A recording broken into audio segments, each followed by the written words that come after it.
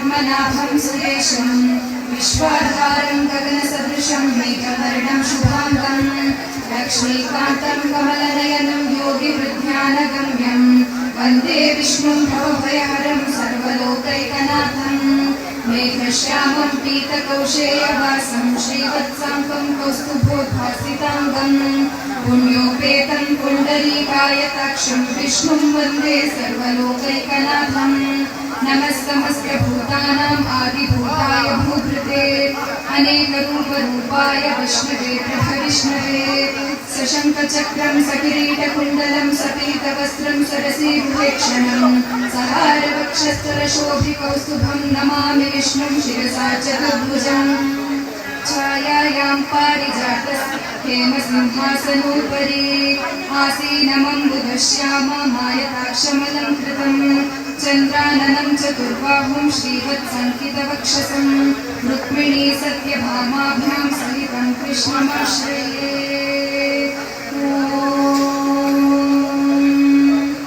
विश्वं विष्णुर्वषट्कारो भूतभव्यभवत्प्रभो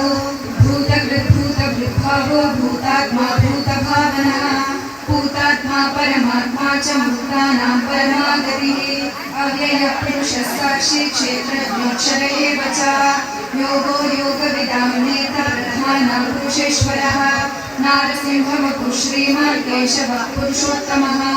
सर्वशिवस्थाणुभूतादिर्निधिरव्ययः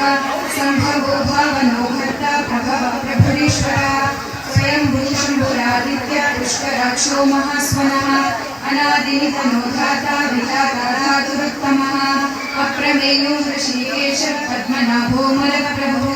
विश्वकर्मा मनुस्पृष्टा स्तविष्टस्तविरो ध्रुवः शाश्वतः कृष्णो लोहिताक्षप्रदर्शनः प्रभूतस्थितबुद्धामा पवित्रं मङ्गलं परम् ईशानप्राणः प्राणो ज्येष्ठः श्रेष्ठः प्रजापतिः हिरण्यगर्भो भूगर्भो माधवो मधुसूदनः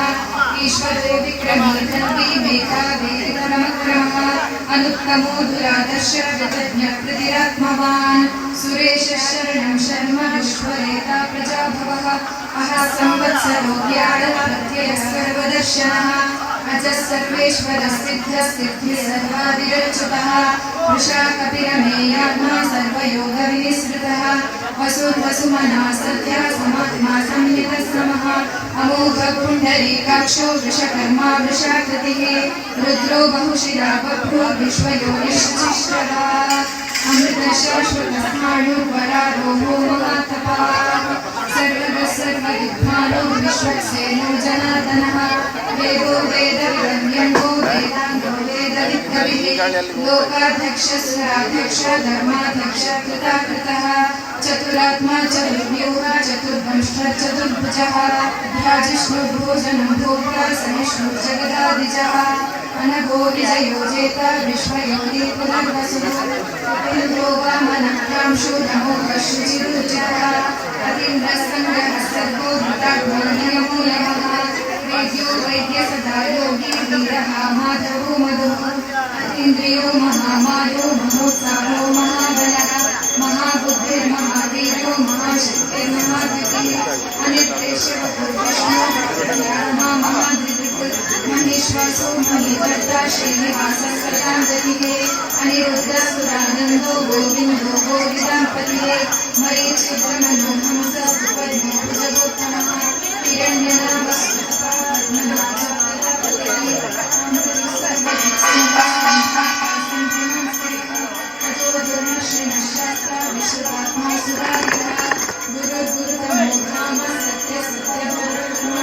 निमिषो निमिषस्वद्वै वाचस्पति उदारदिनी अग्रणी ब्राह्मणी श्रयमा न्यायो नेतासनीरणः सहस्रमुद्रो विश्वः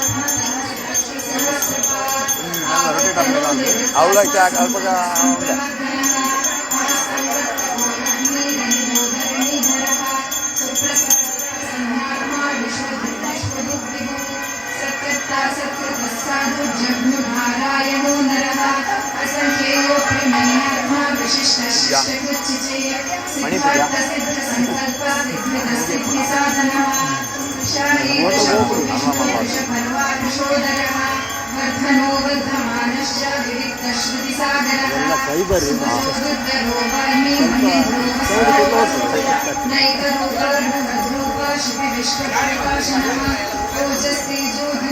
प्रकाशात्मा प्रतापनः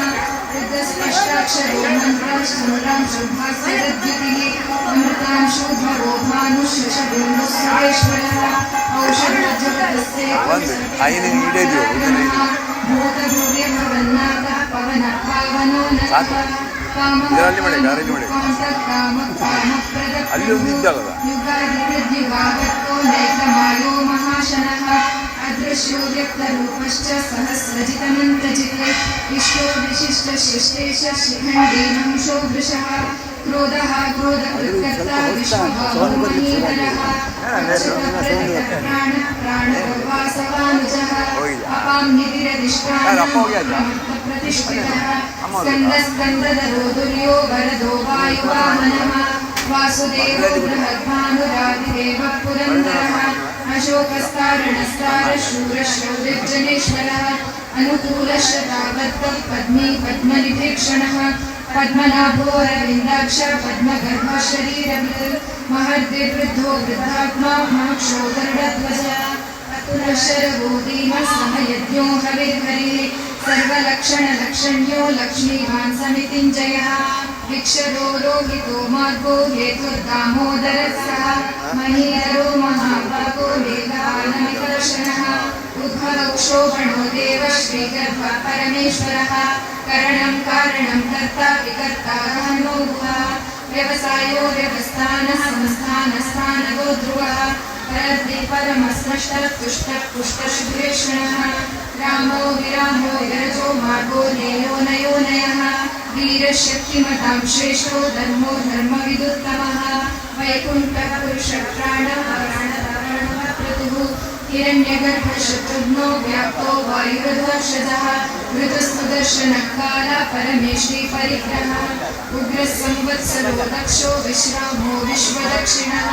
विस्तारस्तावरस्ताणुप्रमाणं बीजमव्ययम् अर्थो नर्तो महाघोषो महाभोगो महाधनः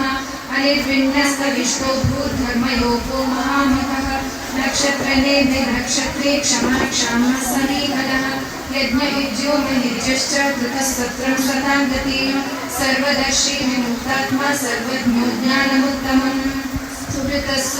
सूक्ष्म सुघोष सुखदसृत् मनोहरोजितक्रोधो वीरबाहुर्विदारणः स्वापनस्ववशो व्यापी नैकात्मा नैककर्मकृत् वत्सलो वत्सलो वत्से रत्नगर्भो धनेश्वरः धर्मगुर्धर्मकृद्धर्मी सततक्षरमक्षरम् अविज्ञाता सहस्रांशो विधाता कृतलक्षणः गभस्तिनेमि सत्त्वस्थस्तिमो भूतमहेश्वरः आदिदेवो महादेवो देवेशो देवभृद्गुरुः उत्तरो गोपते गोप्ता ज्ञानगम्य पुरातनः शरीरभूतवृद्भोक्ता कपीन्द्रो भूरिदक्षिणः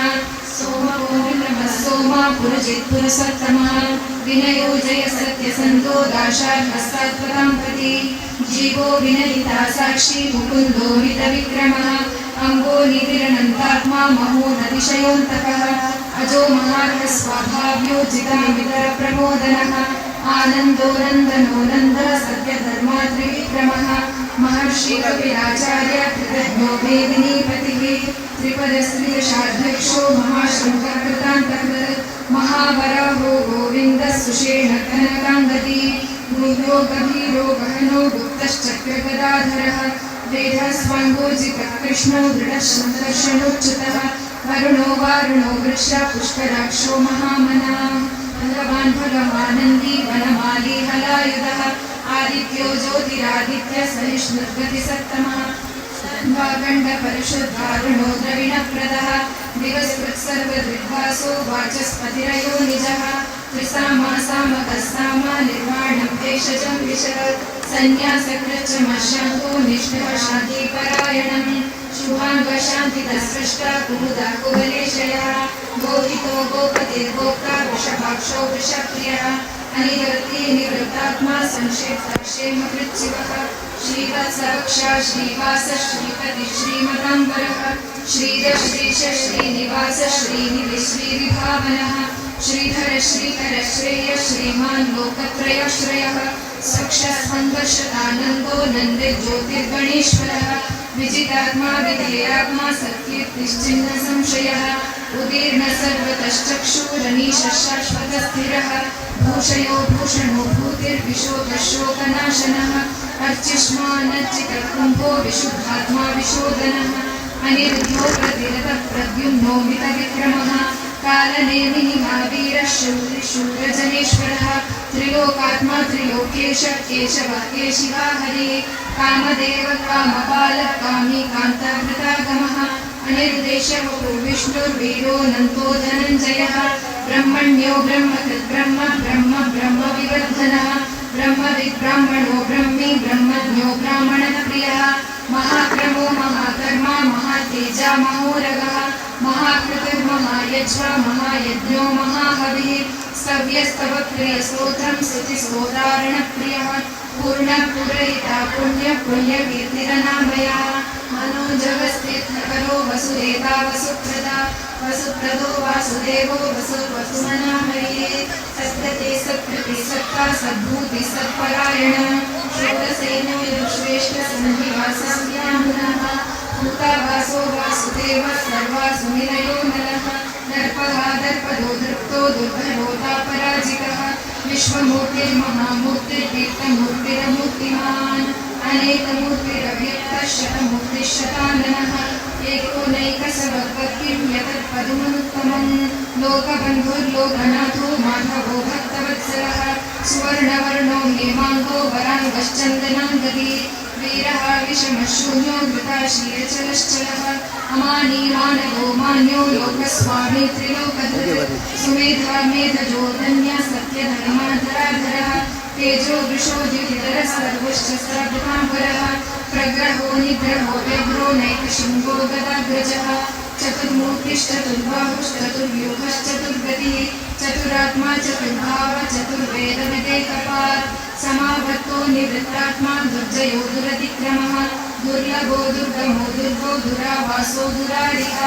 शुभाङ्गो लोकसारङ्गः सुतन्तुवर्धनः इन्द्रकर्मा महाकर्मा कृतकर्मामृतागमः